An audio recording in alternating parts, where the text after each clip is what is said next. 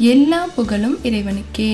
Hello friends, welcome to Kilakarai kitchen. இன்றைக்கி நம்ம சேனலில் சுட்ட கத்திரிக்காயும் சால கருவாடும் வச்சு எப்படி சூப்பரான ரெசிபி செய்யலான்னு பார்க்கலாம். இப்போ வாங்க வீடியோக்குள்ளே போகலாம். இந்த ரெசிபி செய்கிறதுக்கு ஃபஸ்ட்டு ஸ்டவ் ஆன் பண்ணிவிட்டு அதில் ஒரு கிரில் வச்சுக்கிறேன். அதுக்கு மேலே 2 கத்திரிக்காயும் வச்சு சுட்டுக்கிடலாம். ஸோ இன்றைக்கி நான் எடுத்துருக்கிறது கொஞ்சம் பெரிய சைஸ் கத்திரிக்காய் தான். கத்திரிக்காயை எல்லா பக்கமும் திருப்பி விட்டு சுட்டு எடுத்துக்கலாம்.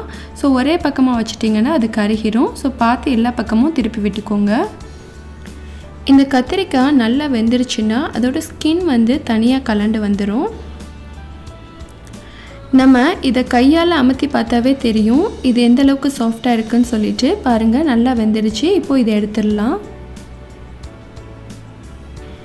இதை நான் தனியாக ஒரு பிளேட்டில் எடுத்து வச்சிடுறேன். இது இருக்கட்டும். அடுத்ததான் அதே கிரில்லையே 10லேருந்து 12 சால கருவாடு, எங்கள் ஊரில் சூட கருவாடுன்னு சொல்லுவாங்க, அதை எடுத்து சுட்டுக்கிடலாம். மொத்தமாக எல்லா கருவாடையும் வச்சு சுட முடியாது. ஸோ அதனால் 3 கருவாடாக வச்சு சுட்டு எடுத்துக்கிறேன். கருவாடோ கத்திரிக்காயோ எதை குக் பண்ணுறதா இருந்தாலும் தீயை லோ ஃப்ளேமில் வச்சுக்கோங்க. ஸோ அப்போ தான் அது ஈவனாக எல்லா இடத்துலையும் குக் ஆகும். இல்லைனா தீ டைரெக்டாக விழுறதுனால அது சீக்கிரமே கருகிரும். நான் எடுத்துருக்கிறது கொஞ்சம் பெரிய சைஸ் கருவாடு. ஸோ அதனால் 12 எடுத்திருக்கேன். நீங்கள் சின்ன சைஸாக யூஸ் பண்ணிங்கன்னா ஒரு 15-16 கூட எடுத்துக்கோங்க. இப்போது கருவாடு அண்ட் கத்திரிக்காய் ரெண்டையுமே நல்லா சுட்டி எடுத்தியாச்சு. அடுத்ததாக கருவாட்டில் உள்ள ஸ்கின்னை நான் ரிமூவ் பண்ணிடுறேன். இந்த ரெசிபி செய்கிறதுக்கு நம்ம யூஸ் பண்ணுற கருவாடு உப்பு இல்லாத கருவாடாக நல்லா இனிச்ச கருவாடாக இருக்கணும். அப்போ தான் இது நல்லா டேஸ்ட்டாக இருக்கும்.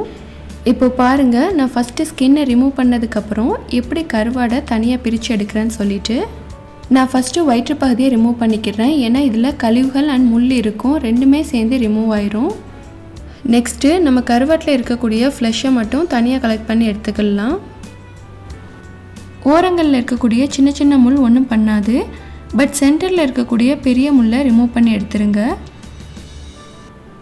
இப்போது ஒரு கருவாடை க்ளீன் பண்ணி எடுத்தியாச்சு. இதே போல் நம்மள்ட்ட இருக்கக்கூடிய எல்லா கருவாடையும் க்ளீன் பண்ணிக்கிடலாம். நெக்ஸ்ட்டு கத்திரிக்காய் எப்படி க்ளீன் பண்ணணுன்னு காமிக்கிறேன். இந்த மாதிரி கத்திரிக்காயோட காம்பு பகுதியை ரிமூவ் பண்ணிடுங்க. இது கையாலேயே எடுத்துடலாம். அந்த டாப்பில் உள்ள போர்ஷன் மட்டும்தான் கொஞ்சம் ஹார்டாக இருக்கும். மற்ற பகுதியெல்லாம் சுட்டி எடுத்ததுனால இது சாஃப்ட் ஆயிரும், ஈஸியாக ரிமூவ் ஆயிரும். நம்ம சுட்டி எடுக்கும்போது இந்த மாதிரி கருப்பாக தான் ஆகும். அப்போ தான் இது நல்லா வெந்து வரும். இதை மேலே உள்ள ஸ்கின்னை ரிமூவ் பண்ணிட்டேன்டா அது நல்லா வந்துடும். நான் எடுத்துருக்கிறது பெரிய சைஸ் கத்திரிக்காய். ஸோ அதனால் 2 எடுத்திருக்கேன். உங்கள்கிட்ட கொஞ்சம் சின்ன சைஸாக இருந்துச்சுன்னா 3 கத்திரிக்காய் எடுத்துக்கோங்க. ஸோ இந்த டிஷ் பெரிய கத்திரிக்காயில் செஞ்சால் தான் நல்லா டேஸ்ட்டாக இருக்கும். அண்ட் இது செய்கிறதுக்கு நம்ம எடுக்கிற கத்திரிக்காயும் காரம் இல்லாத கத்திரிக்காய் இருக்கணும். அப்போ தான் நல்லாயிருக்கும். இப்போ ஒரு கத்திரிக்காய் உள்ள ஸ்கின்னை ரிமூவ் பண்ணியாச்சு. இதே போல் அடுத்ததில் உள்ள ஸ்கின்னையும் ரிமூவ் பண்ணிடலாம். இதே போல் நம்மள்ட்ட இருக்கக்கூடிய இன்னொரு கத்திரிக்காயையும் க்ளீன் பண்ணி எடுத்து வச்சுக்கலாம். அடுத்ததாக அதே கிரில்லையே நான் 4 வரமிளகாய் எடுத்து சுட்டுக்கிறேன்.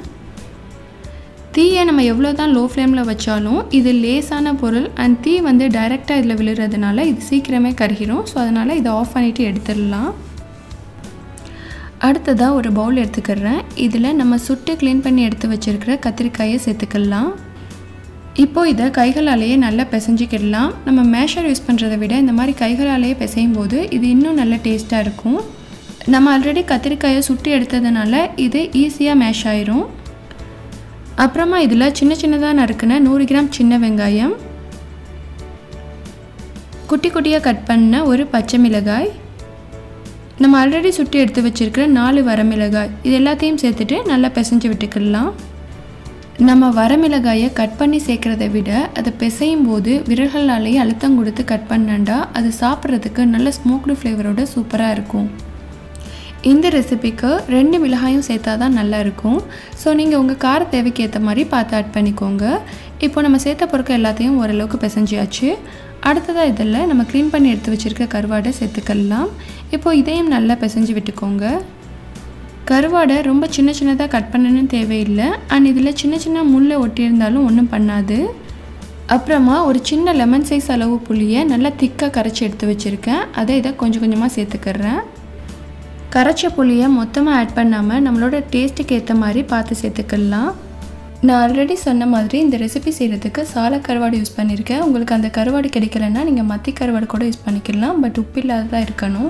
புளிப்பு கம்மியாக இருக்குது. ஸோ அதனால் மீதி இருக்கக்கூடிய புளியையும் சேர்த்துக்கிறேன். அண்ட் இது கூட தேவையான அளவு சால்ட் ஆட் பண்ணிக்கிறேன். இது இனிச்ச கருவாடுங்கிறதுனால நான் கொஞ்சமாக சால்ட் ஆட் பண்ணியிருக்கேன். இப்போ எல்லாத்தையும் நல்லா சேர்த்து மிக்ஸ் பண்ணி விட்டுட்டா சூப்பரான சுட்ட கத்திரிக்காய் சூட கருவாடு ரெசிபி ரெடி ஆயிடுச்சு. கண்டிப்பாக இந்த ரெசிபியை நீங்களும் ட்ரை பண்ணி பாருங்கள். பிடிச்சிருந்தா please like, comment, share and subscribe my channel. Thank you.